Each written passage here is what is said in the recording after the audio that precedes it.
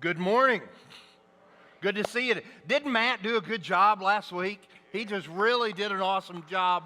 If I had half his energy, I might be able to accomplish something in my life. That was an energetic, passionate message. I really appreciated that. I am not a big fan of MTV. I don't spend a lot of time watching MTV, but I have been known at times while I'm channel surfing to get caught up into a program they show from time to time called Silent Library. It's a show that was actually canceled about 4 years ago, and they still show reruns of it every once in a while. And it's a group of people who are sitting around a table, about 5 or 6 of them, and they all have a card with them, and they turn it over.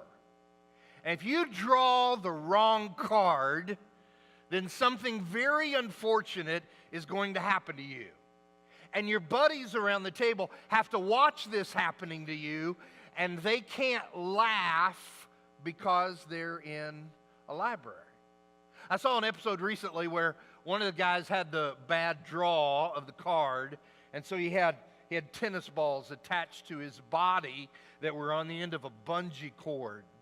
And all of his buddies got to grab one of the tennis balls and pull it as far and hard as they could and let go of it, and it would propel into their friend's body with anguishing pain, and none of them could laugh about it. Now, you girls are thinking, what is the deal about that? Us dudes find that hilarious, don't we? Well, I feel a little bit like the guy who got the bad card draw today. We're going to talk in this idea of Think Pink today about these conversations that Jesus had with women. And if you looked at those in the Bible, you'll find out that most of the time when Jesus was talking with someone, particularly if it was a lady, that those conversations are tender and they're soft and they're kind. And a lot of the conversations we've studied have kind of had that nature to them where the sensitive nature of Jesus is coming out in this conversation. But today's conversation that Jesus had with a woman is a direct communication about sin. It's a topic that really nobody wants to talk about anymore. And when I got to looking at it, I thought, man, I kind of got the bad draw of this because I'm the guy that's got to be frank when it comes to sin today, and we just don't hear a lot about that nowadays. If you talk about sin today in this world, you're labeled as judgmental and hypocritical and bigoted and you name it. We just can't talk about sin anymore. Joel Osteen, the well-known television preacher from Texas, was once interviewed. And by the way, I believe that Mr. Osteen believes in God, and I believe that he's been instrumental in leading a whole lot of people toward God. But I heard him in an interview one time, and the interviewer asked him why they don't deal with sin too much in their church. And his response was, well, we just don't like to get negative. We like to keep things positive. And so we just don't talk about sin much. We're in a world today where it is politically incorrect to talk about sin, and it's even religiously incorrect to talk about sin. And so I drew the card today to talk about sin. And I guess I don't blame anybody because I assigned the sermons around here. I just wasn't thinking real well, I guess, when I did that. And so here we go today in a conversation that Jesus is going to have in a story that will probably make a lot of people uncomfortable. It's a story that we all know about. It's the lady who is caught in the act of adultery. This wasn't a rumor. They caught her in the act, and they bring her to Jesus to see what Jesus will do about it. It's the story where Jesus comes up with his famous statement, "He who is without sin, let him cast the first stone." And there are some things that happen regarding sin in that story that are important for us to know. really the drive of the story is that Jesus will startle you when you find out what he says about sin. It will almost provide a shock to you that he said that about sin. The whole story leads to that. And so with that in mind, let me just read it for you. You've probably heard it before, but let me just kind of read it for you. You can follow on the screen. At dawn he appeared again in the temple courts. And so it was early in church, kind of like you guys right now. At dawn he appeared again in the temple courts where all the people gathered around him, and he sat down to teach them. And the teachers of the law and the Pharisees, who were the religious leaders of the day, they were the high-ups in the church. They brought in a woman who was caught in adultery, and they made her stand before the group and said to Jesus, "Teacher, this woman was caught in the act of adultery. In the law, Moses commanded us to stone such women. Now, what do you say?" And they were using this question as a trap in order to have a basis for accusing him. Jesus bent down and started to write on the ground with his finger, and when they kept on questioning him, he straightened up and said to them, "If any one of you is without sin, let him be the first to throw a stone at her." Again, he stooped down and wrote on the ground. At this, those who heard began to go away one at a time, the older ones first, until only Jesus was left with the woman still standing there. And Jesus straightened up and asked her, "Woman, where are they? Has no one condemned you?" "No one, sir," she said. "Then neither do I condemn you. Go now and leave your life of sin."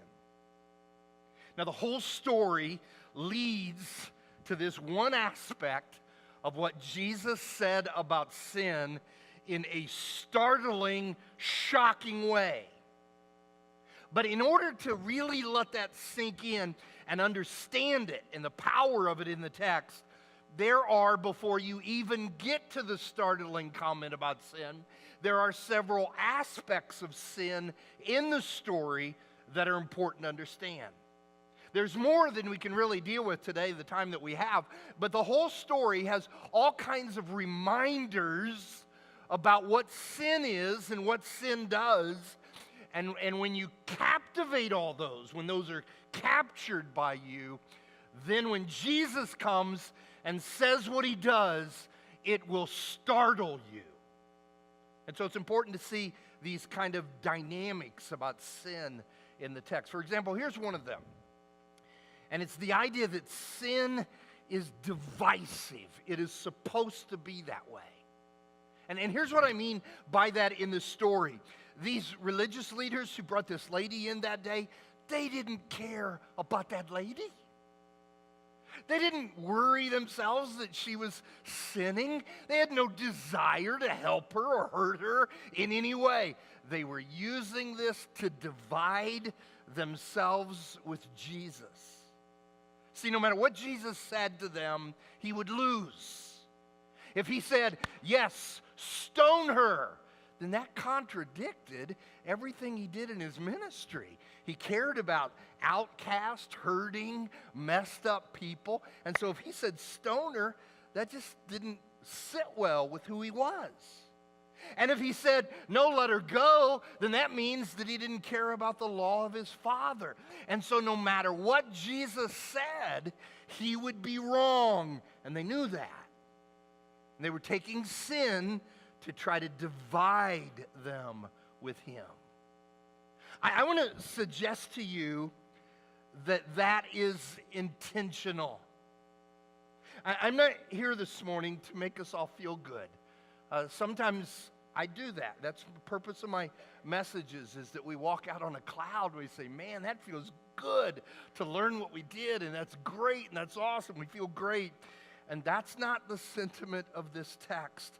The sentiment of this text is to expose truth.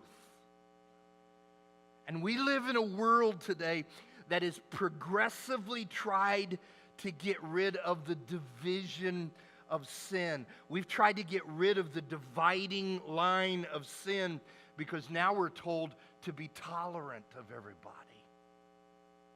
And we're told that we we all ought to coexist. No matter who you are, what you believe, what you do, we're all kind of on this planet together. And you get one of them really cool little bumper stickers to say that you believe in that. And we live in a world today that you just kind of choose what's best for you and you go for it, and that's just kind of how it is. And we don't highlight our differences and we believe this or you believe that, or we live this way and we live that way. And what we've ended up with is what God did not intend. Because his intention is that sin is to divide people. It divides people between those who believe in God's laws and those who don't. Because the reality is, there still is and there always will be right and wrong, good and evil, yes and no. And we ought not shy from that. I want you to know that's been kind of heavy with me this week. I'm the preacher of your church here. And because I do for a living this kind of church thing, let me tell you something real quick about that you probably have caught. We do church differently nowadays than we did 10 years ago and 20 years ago and 30 years ago. It's not done the same way. Because we don't reach the world, we can't do it like we used to do it. And so we build churches nowadays and ministries that are called attractional ministries. And what we mean by that is that we do what we can to attract people to us so that we can share the gospel. And so if you've ever wondered, why do you guys do lights and smoke? And why is the music louder than it normally is? And why are these programs happening? And why do churches do the things they do today? It is primarily because of this desire to be attractional, to attract the world here so that we can present the truth. And I believe in that with all of my heart. With every part of who I am, I believe in that. And one of the things that we often say is make sure the world knows what we're for, not what we're against.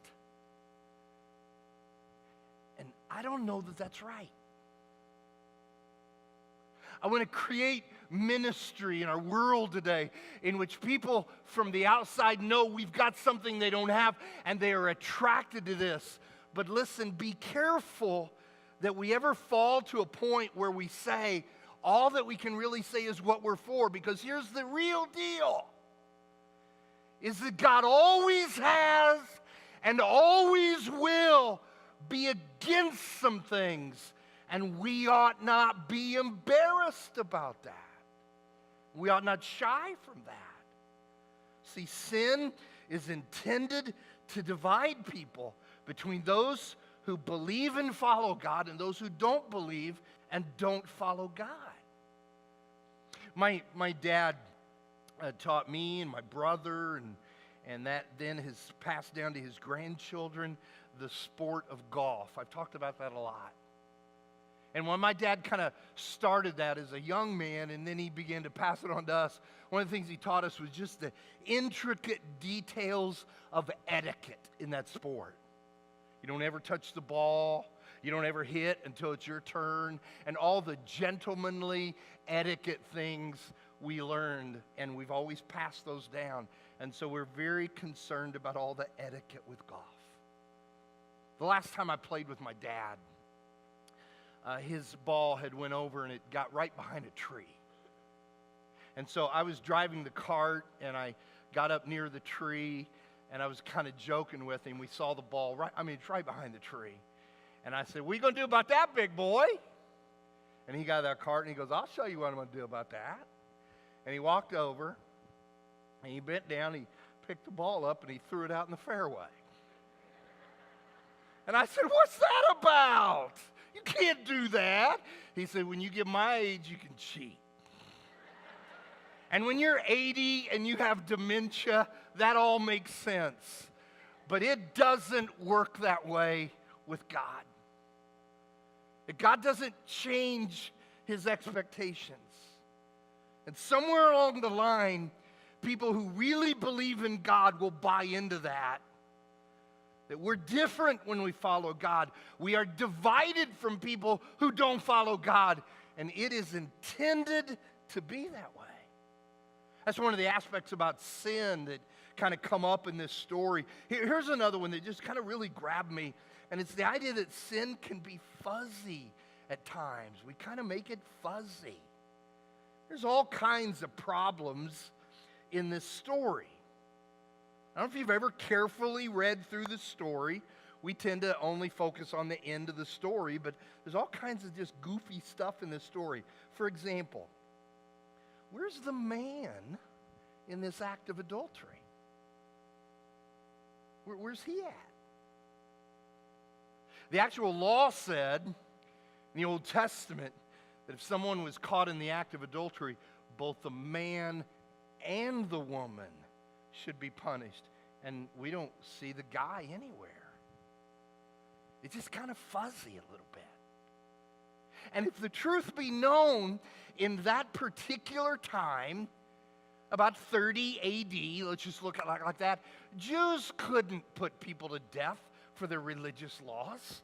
They did in the Old Testament. They couldn't do that. Now they were under Roman rule. The Romans didn't let them just put people to death on their own laws. That's why when they wanted to execute Jesus, what'd they do? They had to take him to the Roman leaders. They had to put him to death. And so when they come up to Jesus and say, hey, the law says stone her, they couldn't do that then. What sin does, if we're not careful, is it just gets fuzzy. And we mess around with sin a little bit so that its sharpness and its clarity just gets a little bit out of focus. In the last 25 years, we have managed to rationalize almost every sexual sin in our country. What used to be clearly wrong is now encouraged. It's expected. And we've developed all the rationalization in the world to believe it. And our young people believe it wholeheartedly. And we've just got fuzzy about sin. Here's a way to think about it. I am driving down the highway. Let's say I'm going down 65 and I'm going 80 miles an hour. An officer pulls me over and says, dude, you are going way faster than you're supposed to go, and you can't do that. And so he writes me a ticket, and $200 is going to teach me I can't drive that fast on this road anymore.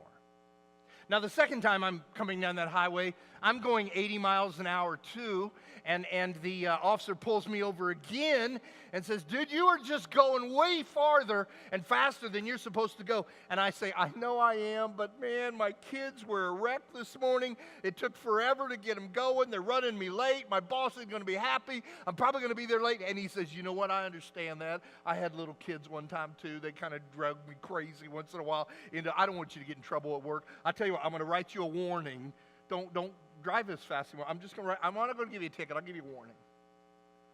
The third time I'm coming down that highway, I'm going 80 miles an hour. The officer pulls me over and says, you must not have got the message yet. You can't drive 80 in a 55. And I said, you know what? That bridge traffic is driving me up a wall. I've been sitting there for 45 minutes. I'm probably going to get fired when I finally get. And the officer says, you know what? I'm sick of that bridge traffic too. I've had all I can. We can all get to the point. We're just done with it. He said, I'll tell you what. I don't want you to lose your job. Just go ahead. I'm not going to give you a ticket. I'm not going to give you a warning. Go ahead. Get to work. Hopefully it'll work out okay. The fourth time I'm coming down that highway, it's Sunday afternoon. I don't have to be anywhere. It's a beautiful day like today. I got the windows down. We're enjoying the breeze. It's a beautiful day. I'm cruising along at 55 mile an hour. No hurry for anything. I go by that officer. He pulls me over. He said, what are you doing, man? So what do you mean what I'm doing? I'm going 55 mile an hour speed limit. He goes, you can't do that. You're blocking up people. Look at the people behind you. I have went from getting a ticket for going 200 miles an hour to being reprimanded for not going that fast. And that's exactly what we've done with sin. And we fuzzied it all up. And what used to be wrong is not wrong anymore. And what used to be right is not right anymore. And sin just gets all fuzzy and rationalized. And before we ever see what Jesus says in a startling manner, we have to deal with these uncomfortable realities, reminders about sin in the text. For example, watch this. Sin is challenging.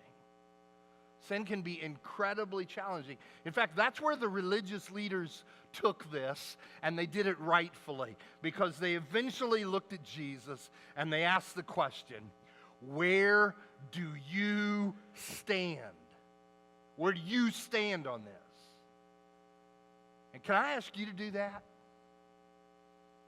Can I ask you to be bold enough just for a couple of minutes and allow that to come into you and you answer that question, where do you stand on sin? Do you believe in the absolute authority of God in His Word? So that what He said is wrong is always wrong. And when He said this is right, it's always right. That is the absolute truth of the authority of God. Or do you believe in the circumstantial truth of God? In other words, well, it just kind of depends on your circumstances. Where do you stand on sin? I read a story about a guy by the name of Peter Cartwright. He's an interesting figure in American history. In the early days of our country, he was involved in politics. And he was involved in Washington, D.C., and he was on the end with that. And he also had a side job, which I find kind of funny. He was a circuit riding, horseback riding preacher at revivals. And so he went to political meetings and then got on his horse with his Bible and went places and preached. And so because of that, he was able to preach to very influential people in our country. One of the greatest stories about Peter Cartwright is him sitting on a chair one time in a church meeting. He's about to get up and preach, and one of the guys from the church had made his way up to where he was sitting, and he whispered in his ear, "The president is in the house. Guard your words carefully." It turned out President Andrew Jackson had made his way into the church service that day, and no one really knew until he came in, and Peter Cartwright certainly didn't, so they told him, be careful with that. Let me read for you the opening sentence of his sermon that is now incredibly familiar to those who do what I do for a living. Here was sentence number 1 in his sermon. If Andrew Jackson doesn't repent of his sins, he will go straight to hell. Can you imagine that happening today? Regardless of who our president is, can you even imagine that? And apparently Jackson went up to Cartwright after the sermon and shook his hand and said, "If I had a regiment of men like you, I could whip the world." What about you? Where do you stand with sin? Now, if you've come this morning and right now you're feeling kind of yucky. I mean, this didn't feel good to go through this study. I'm not walking out on a cloud. If you feel a little bit like that, can I remind you that that is the purpose of God's laws? Don't miss this. The Bible says that the purpose of the laws of God, the very reason God gives laws, and the purpose of sin when we don't follow those laws in our life, the purpose of all of that, don't miss this, is to make us realize that I'm probably not in real good standing with God. Now, I don't know what that does to you. But I'm going to tell you what it does to me in a bit of a risk, because I'm being transparent and open and honest. Sometimes I don't like the fact that sin divides me from people. And I'm like a guy who I just like to get along with everybody. And so I don't like that sin puts me in a different category with people. And so because of that, sometimes I find myself turning a blind eye to sin. Do you ever do that? And sometimes I can kind of fuzzy up the sharp lines of sin. When I do the wrong thing, I can kind of fuzzy that line up so it doesn't look so bad, and I end up thinking and saying to myself, well, if anybody was in the same position I was, they would have done the same thing. And we're pros at rationalizations, aren't we? And sometimes when it comes right down to it, when I am challenged, where do you stand on sin? I'm just going to tell you that sometimes what I say and how I live are two different things. And so the purpose of the law and the purpose of sin has really worked in my life. Because when I let that sink in and I think about it too much, I realize I'm not in really good shape with God. And if you have listened an ounce today, you probably feel the same thing. That's exactly what that woman felt. And she's brought with all the heaviness and the reality of sin, all the things that we've talked about it, all those and more, and she's thrown before Jesus feeling the same yuckness that you might be feeling right now. And it's at that point that Jesus absolutely startles her. Because if you and I wrote the story, Jesus would be beside himself. If we had the pen in our hand and we were writing what happened when she's thrown before Jesus, and now the Son of God responds to what this lady did, you and I would write it in a way in which he would be near furious. You did what, woman? Do you know the punishment for that? Did you think about that before you got into this mess? And my story and your story would have Jesus bringing the hammer. And here's why we believe that. Because there's not one of us in this room who doesn't once in a while think that's what he would do with me. That if I had to be face to face with God based on the week that I had, or based what I did in high school, or based what's going on in my life right now, that if I were face to face with God, it would not be good.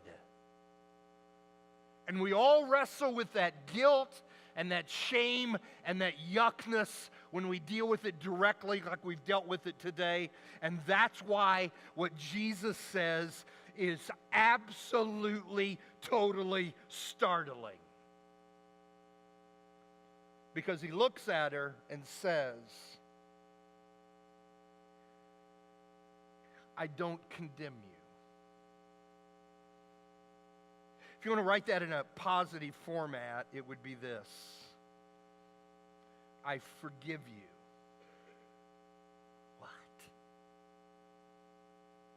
What? And Jesus looks straight into the face of sin. And he forgives instead of punishes. And that's not at all what we would suspect from the perfect, holy Son of God. But we ought not be surprised by that. Jesus tried to tell us that over and over in his ministry. We just missed it. We didn't see it. We talk about John 3:16 is the greatest verse in the Bible. We showed a video about it today, a moving video about how much he loves us. And we had John 3:16 all over our screen this morning. But the power of John 3:16 is in the next verse. John 3:17, have you ever read it? Look at it. For God did not send his Son into the world to condemn the world, but to save the world through him. He said, I'm not here to judge you. I didn't come here to beat you up and slap you around and make you feel horrible for how you live. That's not why I've come to the world, to beat on you when you mess up. That's not why I'm here. Now, you may think I came for that reason, but I didn't come for that reason. I came to save you. And if that didn't catch, then Jesus over and over and over tried to say it. Look at what he said in the book of Luke. He said, for the Son of Man came to seek and save what was lost. That's why I came. I'm looking for people who need rescued. I'm not looking for people who I can slap around and beat up and make them feel bad because of how they lived. Watch this, gang. Watch this and don't forget it. The beat up happened on the cross. That's not how he responds to your sin. He's not waiting on punishing you and beating you up and making you feel bad and making you pay for your sins. That's not why he came. And so the whole aspect of this is almost startling. But what an awesome deal. I mean, we got this sin thing going on in our life, and everybody here knows it. We don't like to talk about it. You won't hear it in the world. You can't even find a church who'll deal with it. But you know, the cool thing is, man, Jesus comes along and looks at how we've messed up a few things, and he says, hey, don't worry about that. No worries. I'm not here to judge you. I forgive you. And that is a great deal. And it's also wrong. It's wrong because it's not the whole story. And those of you who've been in your faith for a long time, you're sitting there thinking, hey, I don't even know what you're talking about, man. You didn't read the whole story. I read the whole story. Because after he told her, I'm not going to beat you up. I'm not going to make you pay for your penalties. I'm not here to tear you apart. He then said, I don't do this anymore. Don't sin anymore. Don't commit adultery anymore. And the only way to fully understand that is to pay attention to the order of what he said. He did not say what a lot of us think he said. He did not say, now woman, go clean up your act and get out of adultery and quit doing that silly stuff anymore. And once you prove to me that you've got it cleaned up, then I'm going to forgive you. He did not say that. And that's how all of us, including myself, fall into that trap at times where we think, man, if I can just clean some stuff up, if I can just get some stuff right, then he will forgive me. Listen, you will never be that clean. That's not the order of what he said. He said, I forgive you. I don't judge you. I'm not here to condemn you. Now watch. When that mercy and that grace of God gets down into your soul and takes over the very core of your being, and you are so overcome with the fact that he has been merciful instead of punishing, when that grips you and gets a hold of you, you know what happens? You don't sin anymore. You don't sin out of appreciation for how he has responded to you. And the key is the order. And so it comes down to this truth, that the way you live your life today is proof of whether or not you have received his forgiveness. Because if you're going about your life and you're just continuing to sin and do your own thing and not pay attention to sin and let it get all fuzzy in your life and get rid of the dividing lines, just kind of do your own thing. If you live that way, here's why. Because you don't realize the cost of your forgiveness. Because when you understand what it cost him not to condemn you, you can't help but choose to live differently than how you've been living. My wife had an aunt pass away a couple of weeks ago. Aunt Wilma was a very strong, godly woman for 84 years of her life. Incredible Christian family, wonderful, wonderful people. And they celebrated her homecoming into the glory of God that family believed in with all their heart. Her son Bobby spoke at her funeral. He's a preacher up in Bedford, and so he had the honor of talking about his mother at her funeral. Bobby told a story that kind of grappled with me a little bit. He said when he was a little kid, he begged his mom and dad for a bow and arrow. He wanted a bow and arrow. He was that little boy, please give me a bow and arrow. And they'd buy him, a bicycle or something. I want a bow and arrow. And finally they gave in. And Bobby said he's a little kid, 6, 7 years old, and he's got his bow and arrow. They gave him his bow and arrow, and his dad had made a little box that had a bullseye on it, and they put it out in the backyard, and they told Bobby, now the only thing you ever shoot at is that box. That's it. Shoot at anything other than that box. And so Bobby said he got pretty good at the box and would hit the target often. And he said he can remember as a little boy that the box started to get boring. He says he remembers the day when he had the bow pulled back and he was aiming at the bullseye on the box and had, one eye opened, however you hunters do that. And he noticed in his peripheral vision a bird over on the porch. And he said he went like this. He went over and put that bird in his sights. And about 2 seconds later, they had a dead bird on their porch. And he started crying as a little boy and knew what he'd done was horrible and terrible. He said he dropped his bow and arrow and he ran into his mom. She was in the kitchen. He grabbed her around the legs and he was crying. He was saying, forgive me, Mommy. Please forgive me. Please forgive me. She said, what'd you do, Bobby? And he said, oh, Mom, I shot at a bird instead of the box and I killed a bird. Please forgive me. And his mom looked at him and said, no. You need to get in your bedroom and get on your knees and ask Jesus to forgive you. That's where you need to go. She was a Baptist, so she had a little bit of hellfire and brimstone in her. And so Bobby said he ran into his bedroom and he's on his knees and he's begging Jesus to forgive him. And he comes out of the bedroom in a few minutes and he said he was smiling and happy and just good and looked at his mom and said, he forgave me.